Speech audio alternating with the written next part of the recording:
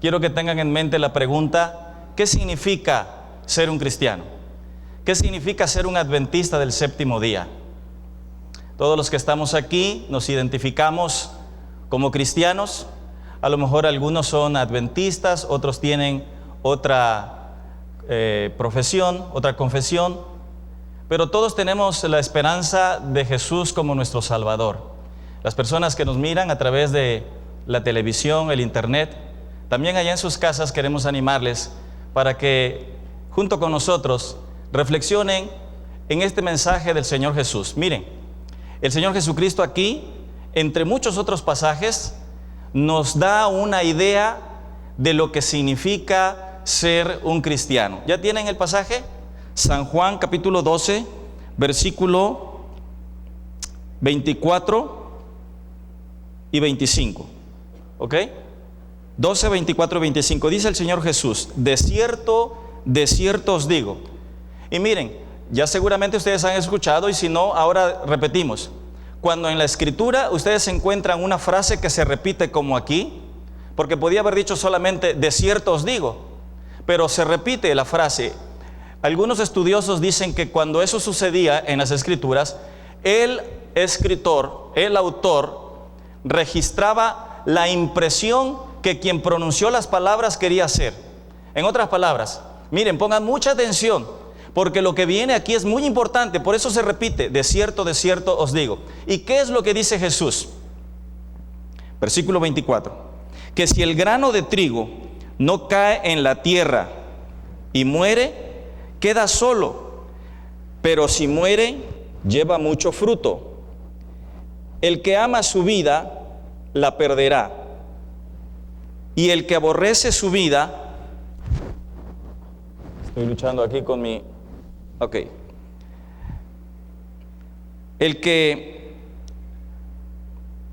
Si el grano de trigo no cae en tierra y muere, queda solo, pero si muere, lleva mucho fruto.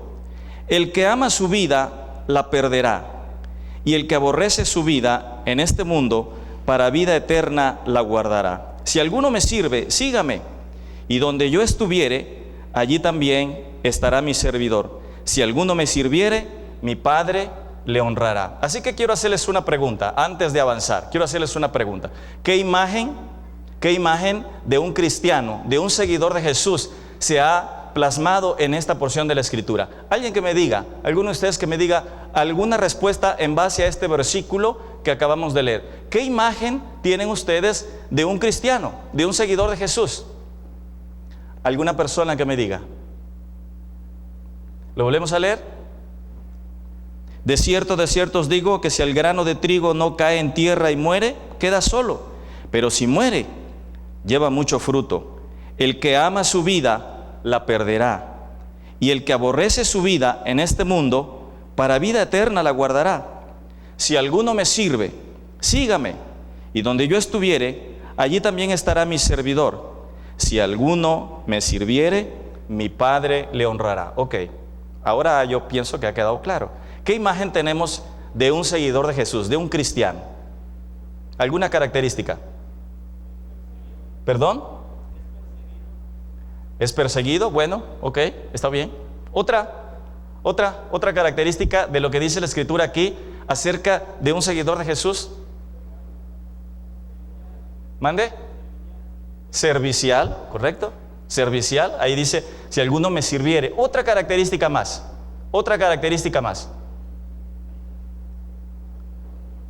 ¿Alguien me dice otra característica? Sí, allá. ¿Abnegado? Muy bien. Así que miren, de acuerdo a lo que dice la Escritura allí, el cristiano debiera tener la disposición al servicio, a la entrega, no se va a poder dividir la presentación en dos pantallas, al sacrificio. Eso es lo que el Señor está diciendo aquí. Incluso a la disposición para entregar la vida.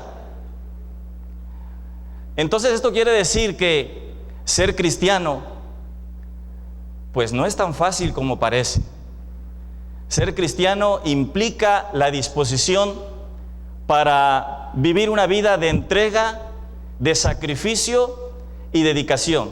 Saben, esas palabras que están ahí en rojo se quedaron acuñadas en mi vida hace mucho tiempo y constantemente me gusta repetirlas, no tanto para otros sino también para mí. Las aprendí de un profesor en la ciudad de Pachuca que lamentablemente hace unos pocos meses falleció. Cuando tuve la oportunidad de estar por allá, estábamos en el proyecto de iniciar una escuela. Los hermanos allá en la ciudad de Pachuca querían tener una escuela. Así que trabajamos duro y había momentos muy difíciles. Y él constantemente me decía esas palabras: pastor, debemos tener entrega, sacrificio y dedicación. Y quiero decirles que cuando propusimos a las autoridades del estado de Pachuca el nombre para la escuela, hicimos 3 propuestas, y una de esas propuestas, 2 nombres eran de héroes nacionales y uno era John Nevis Andrews, uno de los pioneros de nuestra iglesia. Oiga, y las autoridades, les presentamos allí las biografías, y las autoridades eligieron el nombre de J.N. Andrews, y así se llama el colegio en Pachuca, J.N. Andrews, un colegio que ha sido una bendición. Bueno, esas palabras entonces son clave. Queridos jóvenes, queridos hermanos, ser un cristiano, ser un adventista del séptimo día, demanda de aquel que quiere seguir a Jesús la disposición de entrega, de sacrificio y dedicación. La vida cristiana es una vida de entrega, de sacrificio y dedicación. Miren, esta hora quisiera presentarles 2 historias contrastantes. 2 historias contrastantes. Creo que una manera muy útil de compartir una verdad es a través de las historias. Y normalmente a los jóvenes les gustan las historias. Quiero presentarles 2 historias contrastantes de los libros de la historia de nuestra iglesia. Es decir, vamos a hacer un repaso de la historia denominacional. Y entonces de esos libros antiguos he traído ahora 2 historias que quisiera que mientras las presentamos, cada uno de los que estamos aquí, tratemos de identificarnos con estos personajes. Tratemos de ponernos en sus zapatos para que de esta manera las lecciones puedan caer en nuestro corazón. La primera historia que quiero contarles es en relación a este personaje que está aquí al frente. A lo mejor algunos no lo habían escuchado, no habían escuchado este nombre. Franklin Esteban Belden. Este fue uno de los pioneros de nuestra iglesia. Y algunas cosas que quiero decir en relación con él. Él nació en 1858. Nació en esa ciudad que fue el origen, el surgimiento de nuestra iglesia, Battle Creek, en el estado de Michigan. Ahí nació él. Y algunas cosas que podemos decir de Franklin Esteban Belden, quizá la más sobresaliente de todas, es que él fue un gran compositor de himnos. Él compuso muchos himnos. Se estima que él compuso más de 80 himnos y a 87 le puso música. Así que era un hombre muy capaz de nuestra iglesia. Otra cosa que podemos decir de él, que él estuvo muy relacionado con el origen de la escuela sabática en nuestra iglesia. Él estuvo muy relacionado con eso. También participó en la dirección de la casa publicadora, la Review and Herald, que tenía nuestra iglesia en sus inicios. De pequeño, él llegó a vivir con los esposos White, porque quiero decirles que él era sobrino de la señora White. Es decir, Franklin Esteban Belden era hijo de Sarah Harmon, la hermana mayor de Elena White.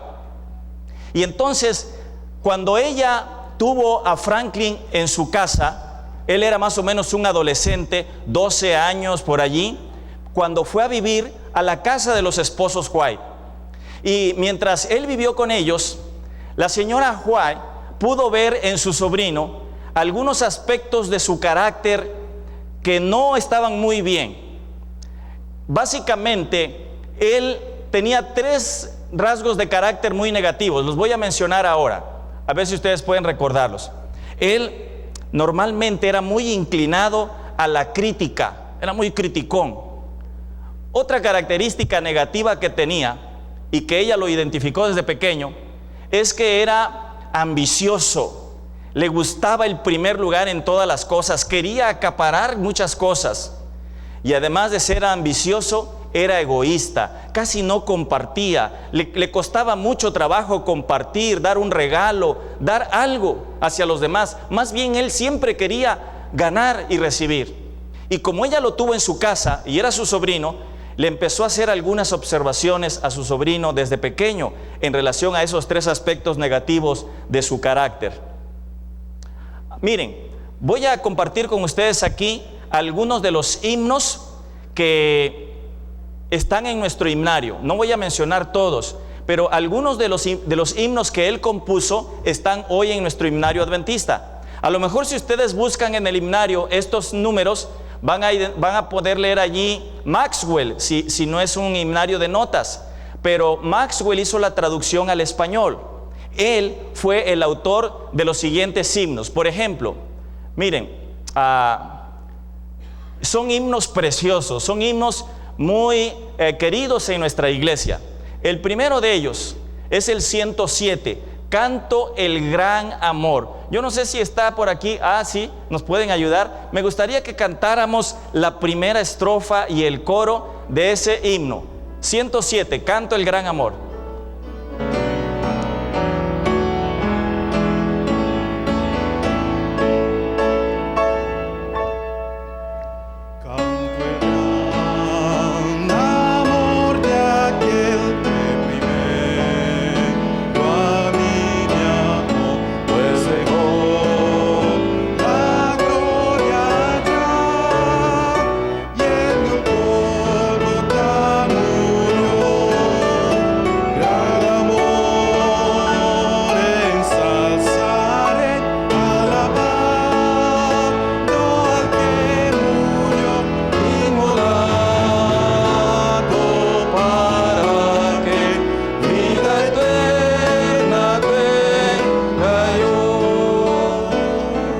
Miren, les pido que mientras cantamos reflexionemos en el contenido, en la letra de estos preciosos himnos. Son muy conocidos en nuestra iglesia.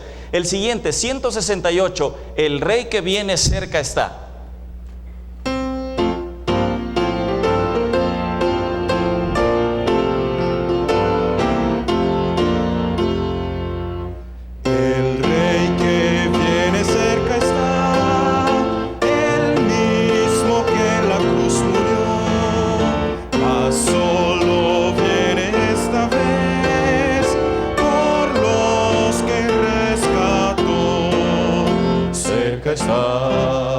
Cerca está, a las puertas mismas llega ya.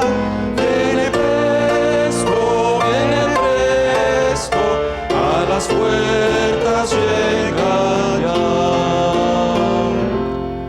¿Qué les parece si el siguiente 172 lo cantamos de pie? Vamos a colocarnos de pie, vamos a recordar este precioso canto. Recuerden, estamos viendo algunos cantos que Franklin Esteban Belden compuso y hoy están en nuestro himnario. 172.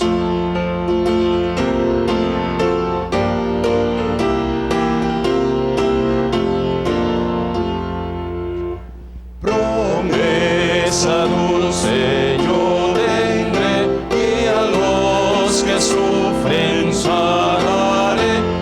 Responde mi alma, presto ven, ansioso esperaré. Ven Señor, mi Redentor, ven Señor, mi Redentor. Responde mi alma, presto ven, Señor, mi Redentor.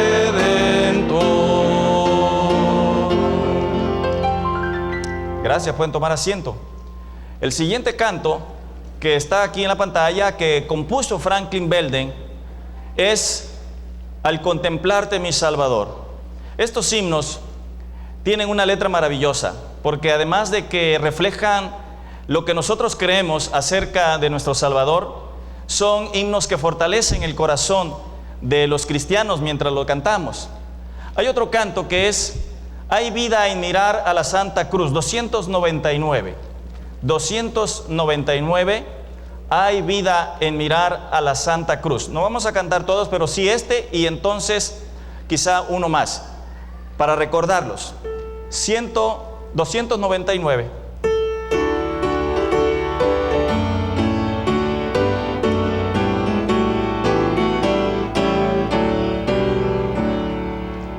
Hay vida en mirar a la Santa Cruz, dice Jesús, mírame a mí.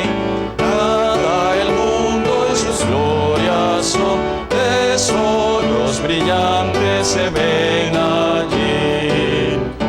Oh, mirad, pues hallaréis vida eterna allá en la cruz, salvación recibiréis en el Redentor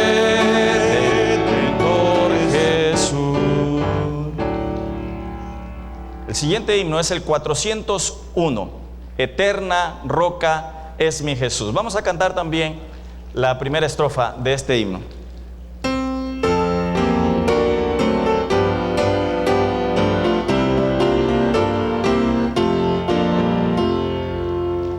Eterna roca es mi Jesús, refugio en la tempestad. Confianza he puesto yo en él, refugio en la tempestad.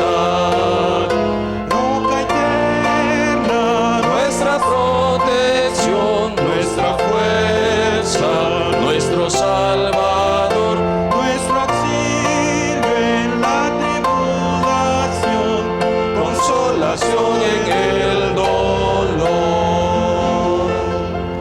Y nos vamos a saltar al último, que es un himno muy conocido, es un himno de los preferidos para nosotros porque expresa la esperanza que tenemos en la venida del Señor Jesús. Pero hay otros antes, está Más santidad dame, es el amor divino, y entonces ahora vendrá el Señor, 165, vamos a cantarlo. Voy a pedirles que nos coloquemos de pie otra vez. 165, vendrá el Señor. Vamos a cantar primera estrofa. ¿Podemos cantar las tres o cuántas son?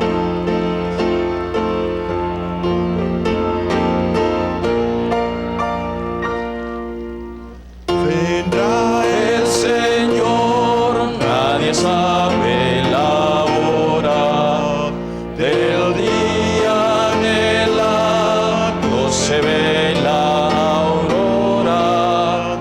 Oh siervos de Dios, anunciad sin demora que muy pronto vendrá. Él vendrá. Esperad y velar, pues Él vendrá. Aleluya, aleluya, en las nubes vendrá con sus huestes gloriosas, y muy pronto vendrá. En cielo y tierra se anuncia el portento de Cristo en su glorioso advenimiento. Oh pueblo de Dios, es glorioso en el momento, pues muy pronto vendrá. Él vendrá. Esperad y velad, pues Él vendrá. Aleluya, aleluya, en las nubes vendrá con sus huestes gloriosas, y muy pronto vendrá. Velad y orad con la vista alzada, salir y luchar con la santa espada.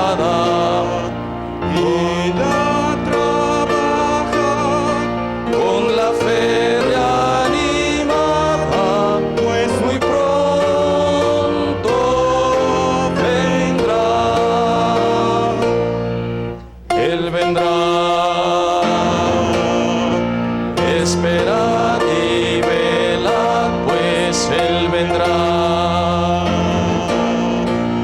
Aleluya, aleluya, en las nubes vendrá, con sus huestes gloriosas. Y muy pronto vendrá. Muchas gracias. Gracias, pueden tomar asiento. Son cantos muy bonitos que tenemos en nuestro himnario y que ahora sabemos entonces son de la autoría de Franklin Esteban Belden, este pionero de nuestra iglesia. En 1875, 10 años antes de esa fecha que está allí, él se mudó de Battle Creek y se fue a California, a la ciudad de Oakland. Y cuando llegó allí, vivió con el hijo mayor de los esposos White, Jaime Edson. Jaime Edson estaba allá porque estaba al frente, su padre, Jaime White, le había dado la responsabilidad de atender temporalmente la revista que se publicaba en esa ciudad. Así que Franklin Esteban Belden se fue a California y vivieron juntos, los primos vivieron juntos. Yo no sé si ustedes han escuchado en la historia o recuerdan que uno de los hijos de la señora White pues no era tan inclinado hacia las cosas de Dios, era un poco rebelde. A veces nosotros batallamos con nuestros hijos, quisiéramos que todos tuvieran la inclinación hacia las cosas de Dios, pero a veces algunos de los hijos no precisamente tienen esa inclinación, y así era este joven, Jaime Edson. De modo que cuando Franklin se fue a California y vivieron juntos, eso le preocupó a la hermana White. Y ella le escribió cartas a su hijo y le escribió cartas a Franklin para que tuvieran cuidado, porque en esa relación era muy probable que uno y otro pudieran compartir y copiar aquellos aspectos negativos de su vida. Ustedes recuerdan que yo mencioné algunos aspectos negativos de Franklin Belden. Era criticón, era egoísta y era muy ambicioso. Así que ella estaba preocupada con eso. En 1885, Franklin Belden regresa a Battle Creek, y cuando regresa, en 1885, la iglesia estaba en el proyecto de estrenar un nuevo himnario adventista. Cuando él se enteró, le dijo a los dirigentes de la iglesia: miren, yo he compuesto muchos himnos y me gustaría que ustedes los vieran. Cuando los hermanos vieron los himnos de Belden, les gustó mucho, y entonces le pidieron si podían poner algunos de esos himnos en el himnario, y él accedió. Firmaron entonces un convenio por medio del cual Franklin Belden cedía los derechos de esos himnos para que la venta de los himnarios, las ganancias que pudieran venir por consecuencia de la venta de los himnarios, fueran destinadas para las misiones en el mundo. Y Belden estuvo de acuerdo, firmó ese convenio. Entonces los hermanos incorporaron los himnos de Belden, que se estrenó en 1886. Sin embargo, después de esta fecha de 1886, Belden empezó a tener éxito publicando otros libros, y al parecer, poco a poco, la ambición empezó todavía a incrementarse y a opacar aquellos principios y valores cristianos en su vida. De modo que cuando llegó el Congreso de 1888, un congreso importante para la iglesia, un congreso muy difícil, en esa ocasión, Belden fue una de las voces más duras en contra de los dirigentes de la iglesia y también de su tía, la hermana Elena de White, porque él veía a la tía como la líder de la iglesia, aunque no precisamente lo era. Pero entonces él fue uno de los que se manifestó más abiertamente en contra de la iglesia y también de su tía. Siguieron pasando los años, y entonces Belden se involucró con otros negocios también, que, como ya mencioné, fueron apagando esa inclinación, esos valores cristianos que de pequeño él había aprendido. Aquí tenemos una foto de Belden cuando ya fue mayor. Miren, en 1905, Belden abiertamente demandó a la iglesia, porque él decía que no estaba recibiendo, cuando vio que muchos himnarios se publicaron, entonces él empezó a ver esos himnarios como símbolo de pesos y empezó a reclamar que no estaba recibiendo las regalías por la venta de esos himnarios. Ahí estaban sus himnos. Y entonces los hermanos, los dirigentes de la iglesia, le recordaron que habían firmado un convenio, que él había cedido los derechos. Así que Belden poco a poco se fue apartando más y más de los valores cristianos y también de la iglesia. Finalmente Belden salió de la iglesia.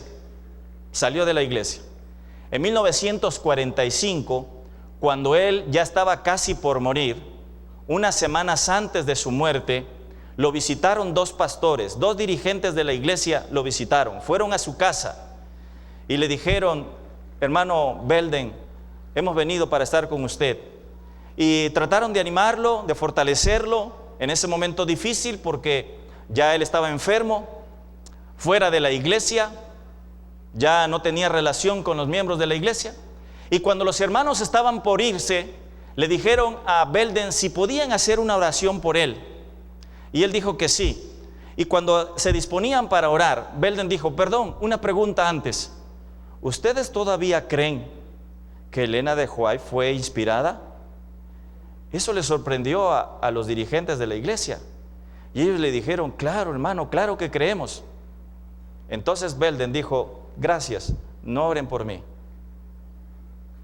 Y no oraron por él.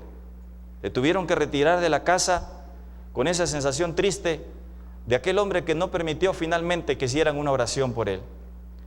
A muchas personas esto les ha preocupado. Hay algunos que han tratado de ver qué fue lo que pasó con este hombre. Porque fíjense, mientras sus himnos se cantaban como ahora nosotros los hemos cantado y fortalecían el ánimo y la esperanza de la iglesia, él se mantenía atacando a la iglesia que lo había formado. Así que es un poco extraño, pero recuerden lo que yo dije al principio. Al principio leímos un pasaje en la Biblia. Ese pasaje se encuentra ¿en dónde? San Juan capítulo 12. El Señor Jesucristo, en esa porción de la Escritura y en muchas otras, estableció las bases de su reino, las características que deben tener aquellos que quieren ser sus seguidores.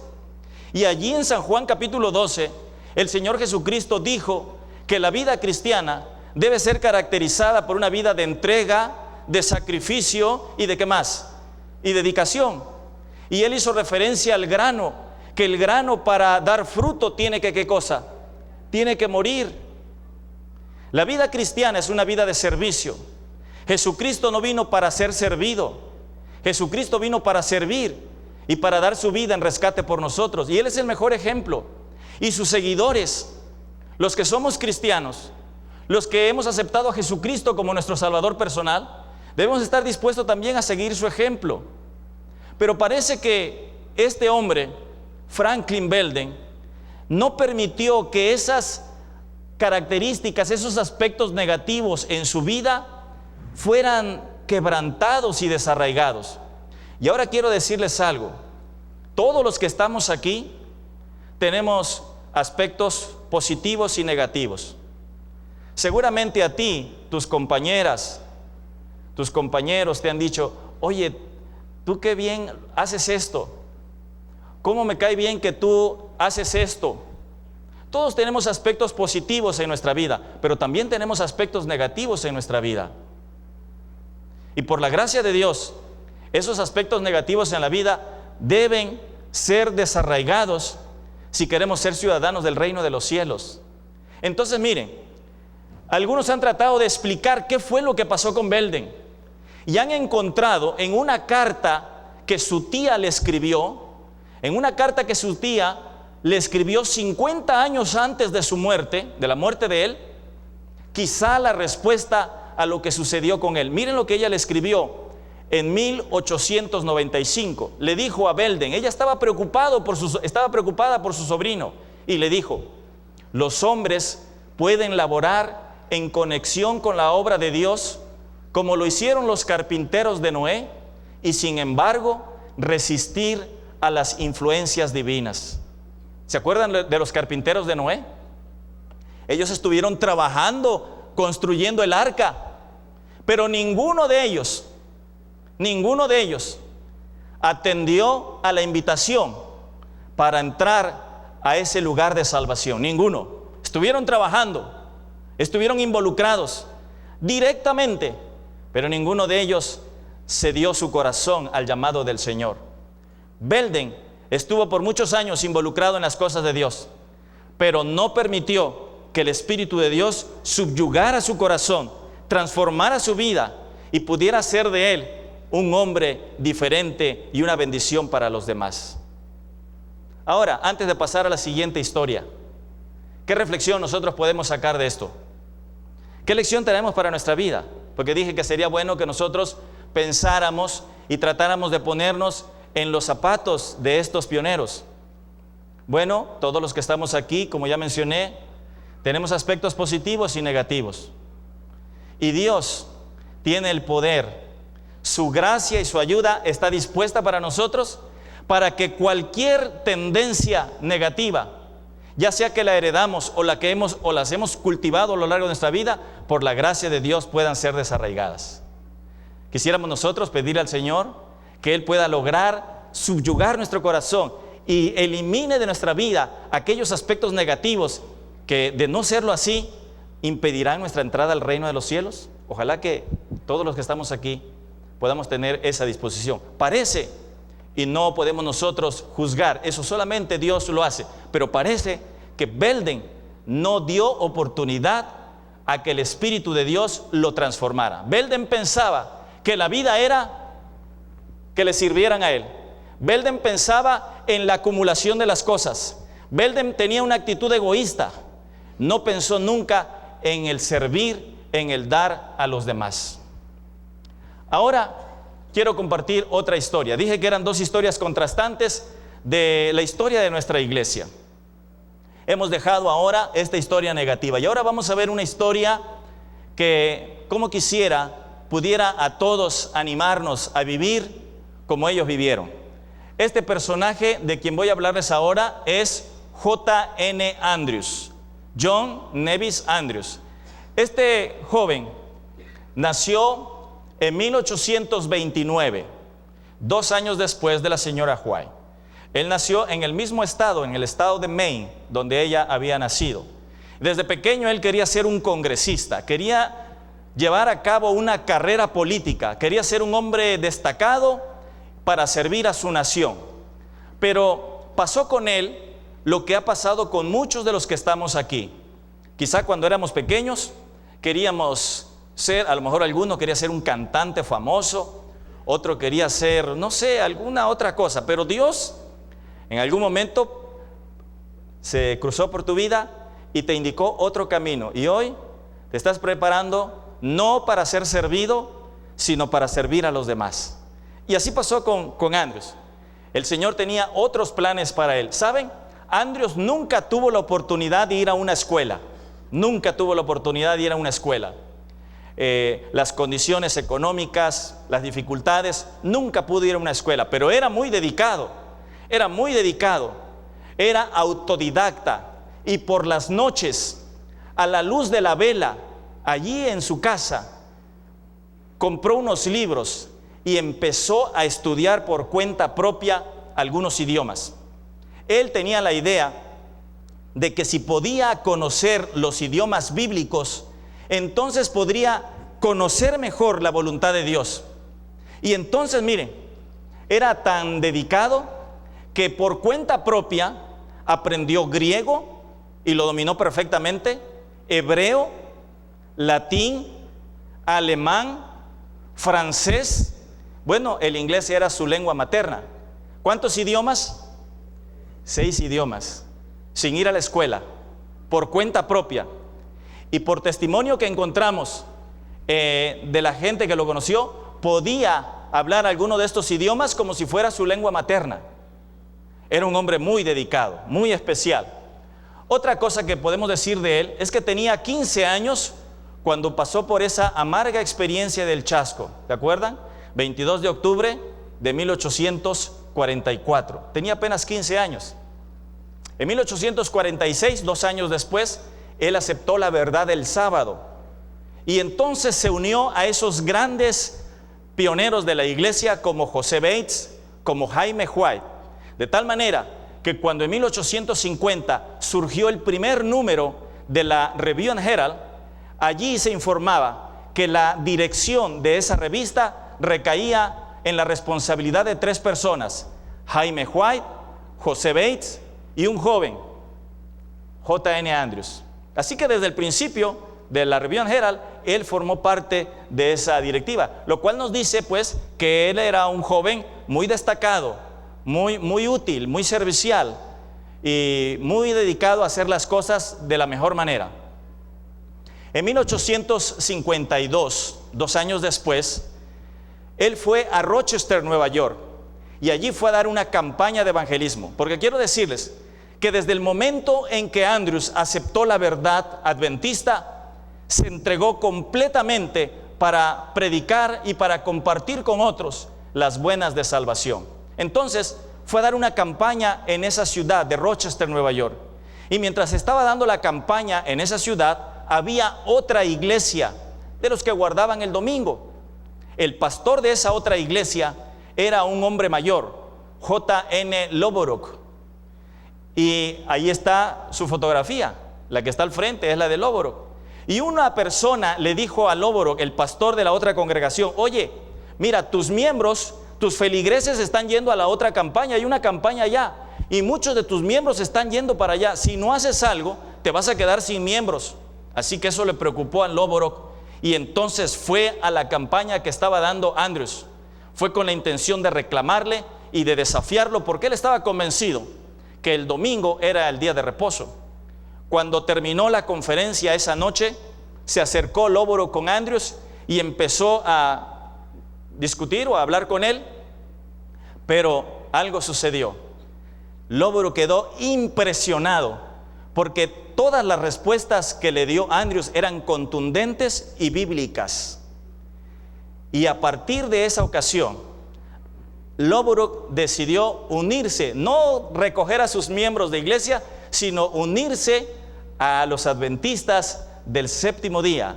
Él se incorporó a la iglesia adventista, y a partir de esa fecha, Loverock y Andrews fueron grandes amigos hasta el último momento de su vida. Entonces podemos decir algunas otras cosas de Andrews. La vida devocional de Andrews era una vida excepcional. Él dedicaba tiempo para estudiar la Biblia y para orar. Se levantaba muy temprano y a veces por la noche se ponía a estudiar la Biblia y a orar. Nos cuenta el hermano Sirenio Smith, que está aquí, el hermano Sirenio Smith, que vivía en Jackson, Michigan, nos cuenta que cuando Andrews hacía sus giras evangelísticas, normalmente pasaba a quedarse en la casa de Sirenio. Y cuenta Sirenio que en más de una ocasión escuchaba voces en la noche y él se levantaba para ver qué era lo que sucedía, y cuando se iba a asomar veía a Andrews de rodillas orando y pidiendo a Dios sabiduría, la dirección del Espíritu Santo para poder compartir la palabra de la mejor manera. Andrews hacía viajes enormes para predicar el Evangelio. Miren, Irán Edson, que fue un compañero de él en uno de esos viajes, cuenta que en una ocasión hicieron un viaje de 900 kilómetros en la nieve espesa, en medio del frío, 900 kilómetros, para ver si podían llegar a encontrar a unos hermanos interesados y compartirles el mensaje. Allí él nos cuenta eso. Los caminos eran nuevos y escabrosos, llenos de baches, troncos, pantanos. Y entonces él cuenta justamente las dificultades que encontraron en el camino. Ahora miren lo que se dice acerca de él. Irán Edson cuenta de Andrews lo siguiente: por la mañana el hombre de Dios se despertaba con la barba cubierta de hielo como resultado de la humedad de su aliento que se congelaba en la habitación de su choza sin calefacción. ¿Se imaginan? Las condiciones eran extremas. Si alguno de ustedes ha ido por allá, el estado de Michigan es muy frío. No había calefacción. Bueno, utilizaban leña y esas cosas, pero Andrews no tenía las mejores condiciones. Y en la mañana, cuando se levantaba, dice Irán Edson, en más de una ocasión, su barba estaba congelada debido al enorme frío que había. Miren lo que él mismo nos dice, lo que Andrews nos dice. ¿Por qué? ¿Qué era lo que había en su corazón? ¿Qué lo movía? Miren lo que dice: en medio de la tribulación y la aflicción, mi alma se regocija en Dios. Nunca sentí tan profunda impresión de la importancia de la obra en la cual estamos empeñados como ahora. Mi corazón está consagrado a ella y alegremente estoy dispuesto a gastar y ser gastado. Están pereciendo almas que pueden alcanzarse ahora, y es corto el tiempo en que podemos trabajar, pues se acerca la noche en la cual nadie puede obrar. ¿No haremos, por lo tanto, todo lo que podemos mientras dure el día, a fin de que podamos salvar a alguno? Pero todos estos viajes, toda esta dedicación que Andrews realizó, pronto tuvieron efecto en su salud. Y entonces Andrews se enfermó. Se enfermó tanto que el 20 de febrero de 1855, el pastor Jaime White escribió para la revista que recibían todos los adventistas, la Review and Herald, que el pastor Andrews estaba tan delicado porque se había entregado completamente a la causa que pedía que se orara por él. Ahí él nos cuenta eso. Después de esto, le pidieron a Andrews que por favor se atendiera para recuperar su salud. Y entonces él estuvo un tiempo recuperándose de su salud. Se recuperó. Y entonces por ahí conoció a una joven, Angelina Stevens, con quien procreó 2 hijos. Se casó en 1856 y entonces de este matrimonio vinieron 2 hijos, Carlos y María. Otra de las cosas que podemos mencionar de él es que en 1859 Andrews participó en la elaboración del plan para el sostenimiento del ministerio. Hasta ese tiempo no había un plan para el sostenimiento de los ministros. Les daban a veces los hermanos alguna comida, costales de papas, en fin. Pero a partir de esa fecha, Andrews participó en la elaboración de un plan para que aquellos que participaban en el ministerio pudieran recibir alguna remuneración. También Andrews fue presidente de la comisión que elaboró la constitución de nuestra iglesia cuando se organizó en 1863. Y otra cosa más que podemos decir de él es que en agosto de 1864 viajó a Washington para entrevistarse con el director del Departamento de Guerra de los Estados Unidos y solicitarle que a los adventistas se les concediese el estatus de no combatientes en la guerra. Así que esto nos dice que Andrews era una persona muy preocupada y muy dedicada. Quizá a otros no se les ocurría, pero él estaba siempre pensando qué hacer para servir mejor al Señor. Bueno, también podemos decir de él que era un escritor muy especial. Entre 1860 y 1870 escribió esta obra. Es una obra muy especial, muy bonita, que nos cuenta acerca de la historia del sábado y también del primer día de la semana. Y ahí presenta argumentos muy especiales acerca de lo que dice las Sagradas Escrituras en torno a la observancia del sábado. Lamentablemente, en 1872, la esposa de Andrews murió. Y entonces se quedó él con sus 2 hijos, enfrentando la vida, un hombre tan dedicado y ahora con la dificultad de tener que seguir criando y levantando a sus hijos. En 1874 se hizo un llamado. Los hermanos de Europa estaban solicitando que se enviara un misionero. Y cuando la iglesia preguntó si alguno estaba dispuesto, Andrews levantó la mano y dijo, como Isaías, heme aquí, envíame a mí. Así que Andrews, en 1874, es reconocido como el primer misionero adventista que fue al extranjero, a Europa, llevar el mensaje de adventista en aquel lugar. Si me ayudan porque no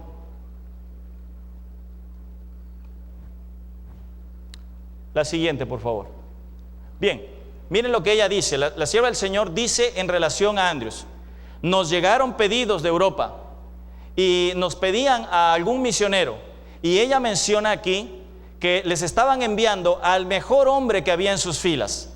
No porque no lo necesitaran, necesitaban al pastor Andrews allí, pero pensando en la importancia de establecer la obra en Europa, decidieron entonces enviar a Andrews a aquel lugar.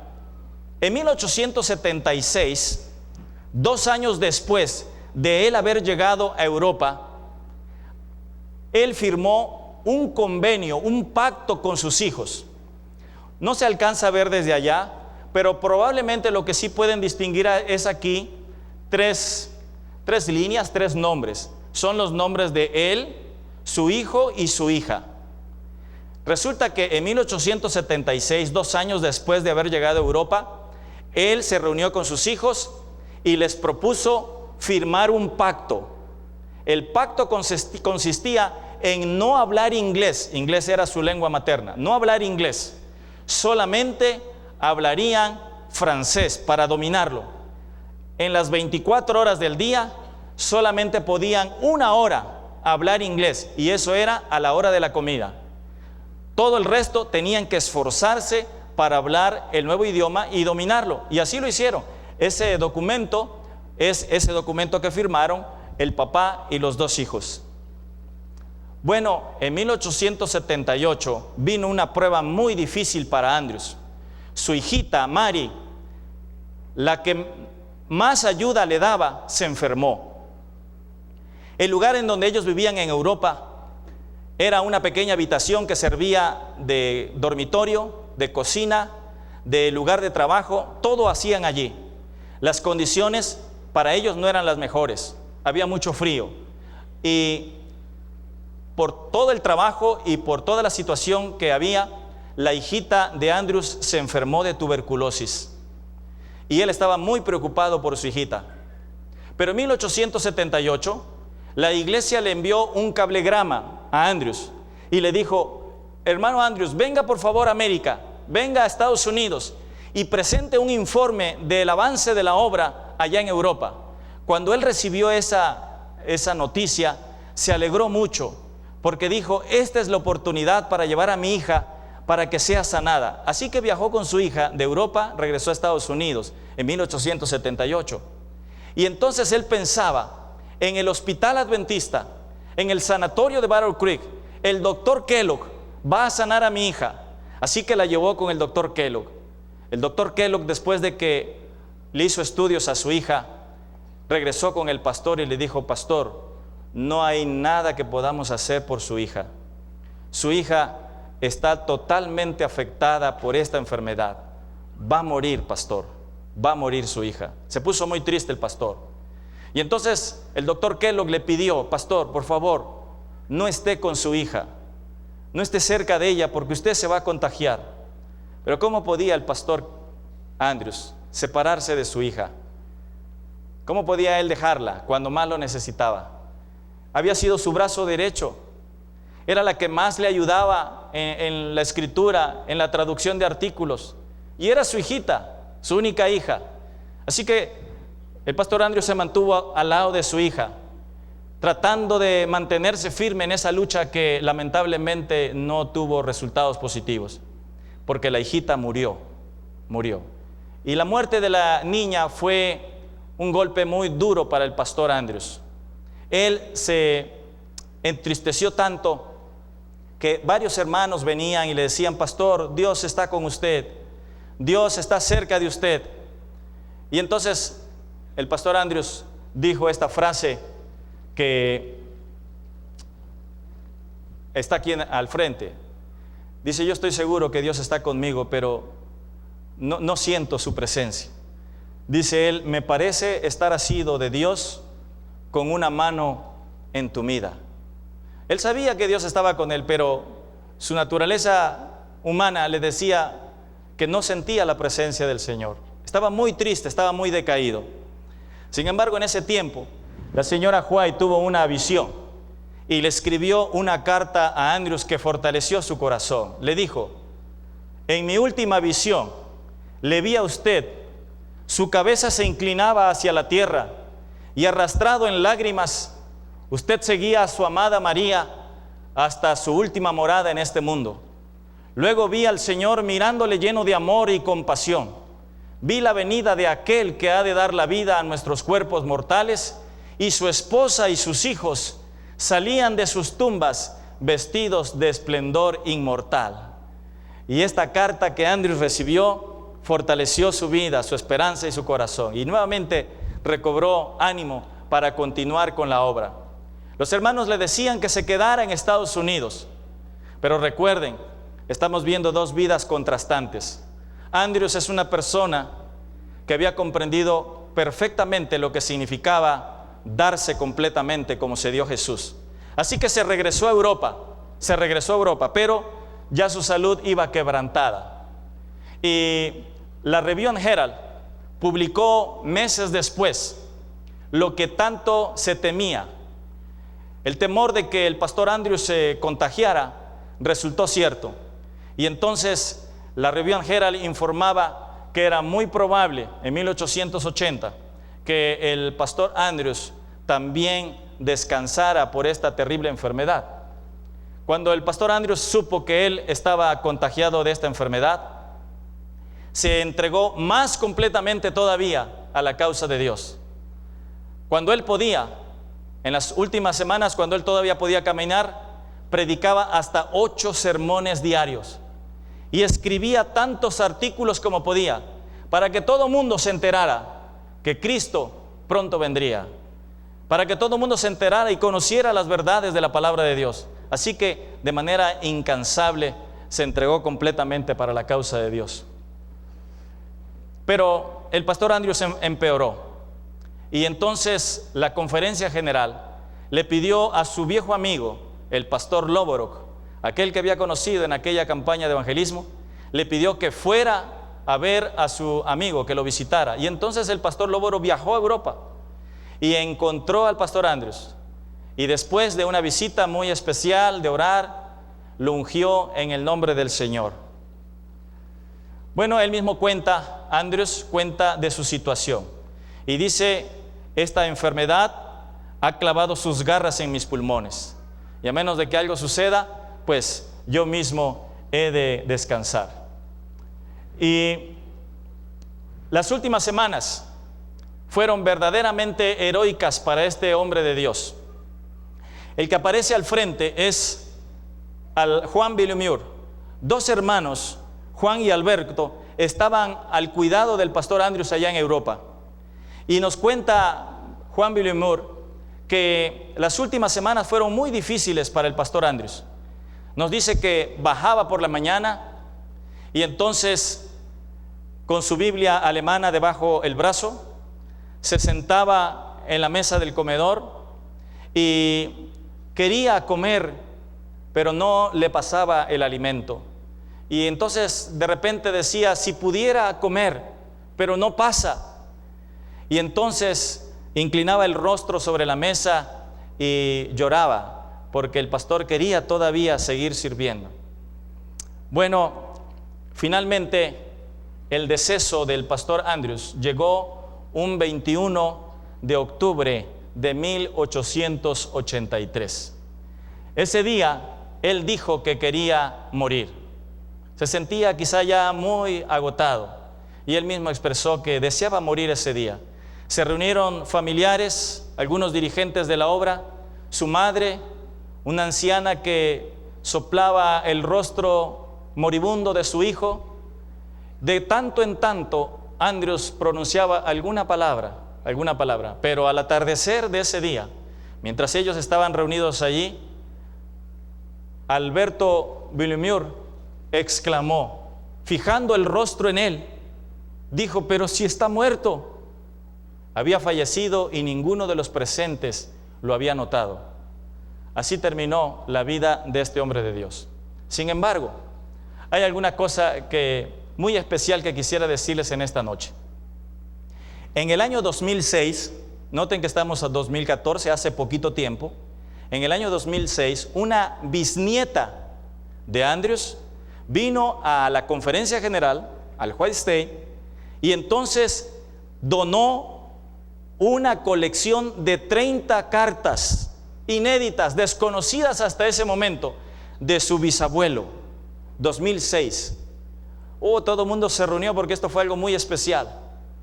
El pastor Merlin Burr, que participó de ese momento, me cuenta que con guantes en la mano muy especiales empezaron a abrir esos documentos.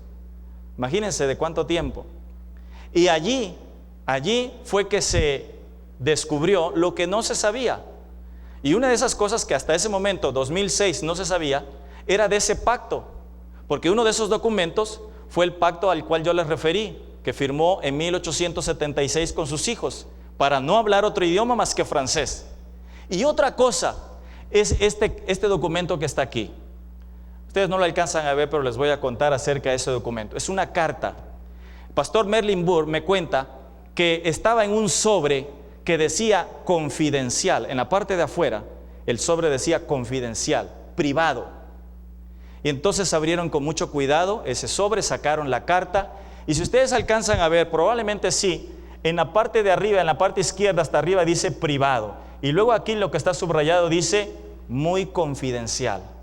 ¿Y qué era eso tan que él no quería qué era eso tan privado que él tenía? Es una carta que le escribe a su cuñado, el pastor Urias Smith, que era el editor de la Review and Herald, la revista que todos los adventistas recibían. En esa revista, en esa carta, él le hacía un pedido muy especial a su cuñado.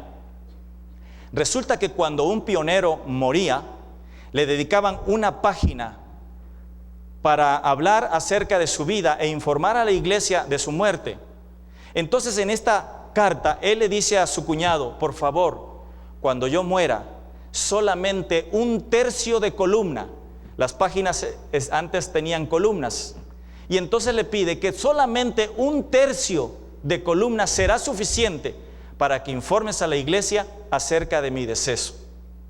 ¿Qué les dice acerca de Andrews? En otras palabras, él estaba diciendo, no quiero que llenes de elogios y que cuentes cosas de mí.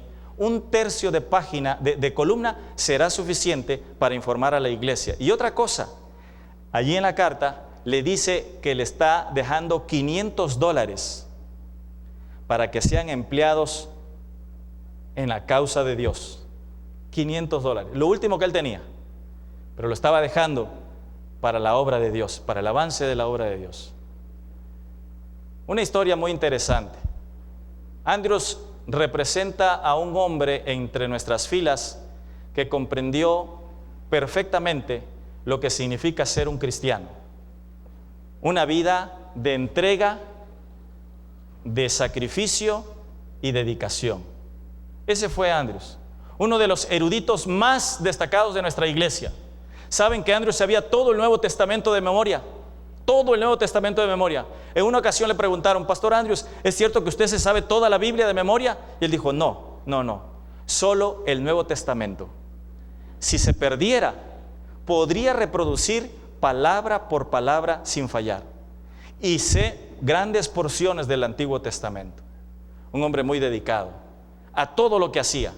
Un hombre que no medía distancia, tiempo, y que cuando había una necesidad, inmediatamente él estaba dispuesto a entregarse.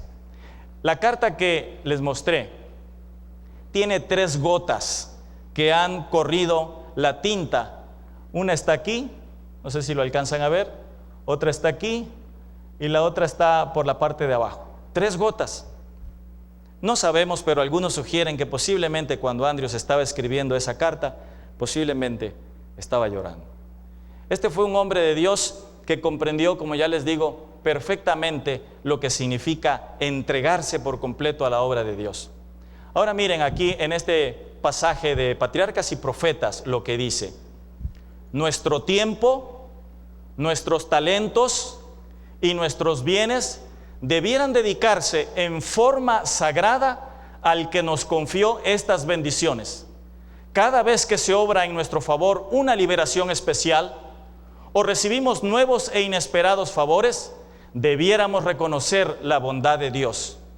expresando nuestra gratitud, no solo en palabras, sino como Jacob, mediante ofrendas y dones para su causa. Así como recibimos constantemente las bendiciones de Dios, también hemos de dar, ¿sin qué? Sin cesar. Así también nosotros hemos de dar sin cesar. Queridos jóvenes, Dios es bueno con nosotros, ¿verdad? Dios es maravilloso. Constantemente manifiesta su cuidado, su amor para nosotros. Nos ayuda, nos protege, tenemos padres, familiares o gente que apoya nuestro crecimiento y nuestro desarrollo. Dios es misericordioso porque perdona nuestras fallas y está siempre al pendiente cuando nosotros tenemos una necesidad. Y dice este pasaje que así como nosotros recibimos bendiciones de Dios, nosotros también debiéramos dar generosamente. ¿Se acuerdan el versículo que fue leído al principio? El versículo que hizo el favor de leernos aquí la señorita, Proverbios, ¿qué? 11, vamos a verlo, vamos a ver, les invito por favor a que tomen su Biblia, vamos a terminar con eso. Proverbios capítulo 11, versículo 25. Proverbios 11, 25, dice la palabra de Dios: el hombre más sabio sobre esta tierra escribió, el alma generosa, ¿qué pasará con ella? Será prosperada. El que saciare, él también será saciado. Y el Señor Jesucristo nos dice, de gracia recibiste, da de gracia, da de gracia. Hermanos queridos, jóvenes, el Señor espera que nosotros manifestemos nuestra gratitud a Él. Cuando nosotros no expresamos nuestra gratitud, se convierte en ¿qué? La gratitud que no se expresa se convierte en ¿qué? En ingratitud. La gratitud tenemos que expresarla. Qué bueno es decirle a todo mundo gracias, gracias, gracias por esto, gracias padres, gracias hermanos, gracias maestros, gracias. La gratitud es una característica sublime en la vida del cristiano. Y cómo anhelamos que la abnegación, el espíritu de servicio, sacrificio y dedicación pueda ser también una característica de los estudiantes de la Universidad de Montemorelos. Queremos pedir al Señor que ponga ese espíritu en nosotros. Me gustaría ver sus manos, ¿sí? Vamos a inclinar el rostro y vamos a orar. Amado Señor y Padre nuestro que estás en los cielos, alabado y santificado sea tu nombre. Te damos gracias, Señor, en esta noche por la vida que tú nos das, por el honor que nos concedes de ser llamados tus hijos y por el privilegio, Señor, que nos otorgas de estar siempre delante de tu presencia. Te damos gracias por la misericordia que es nueva cada mañana. Gracias por tu amor y gracias por tantas bendiciones con las que tú nos rodeas. Hemos estudiado en esta noche algunos pasajes de tu palabra y también dos experiencias, dos historias contrastantes de la vida de los pioneros. Oh Padre del cielo, ¿cómo queremos suplicarte que tu Espíritu Santo haga renacer en nosotros estas virtudes cristianas que se constituyan en una bendición para los demás y en un aroma grato delante de tu presencia? Querido Señor, que en esta noche aquí haya por tu gracia muchos J.N. Andrews, muchas señoritas también que estén dispuestas, como lo hizo Él, como lo hizo nuestro amado Jesús, a entregar su vida en servicio, en sacrificio, en dedicación por tu causa. Oh Padre del cielo, si a través de nuestro servicio otras personas pueden ser traídas a los pies de Jesús, entonces decimos, alabado sea tu nombre. Gracias porque nos escuchas. Rogamos tu bendición para todos. En el nombre de Jesús. Amén.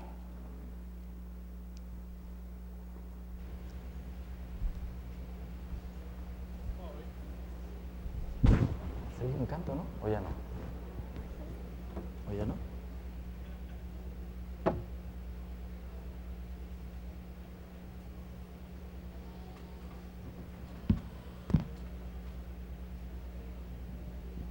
Mientras salimos para descansar en estas horas santas, les invito a que entonemos la primera estrofa del himno número 288 y a la segunda estrofa podemos empezar a salir.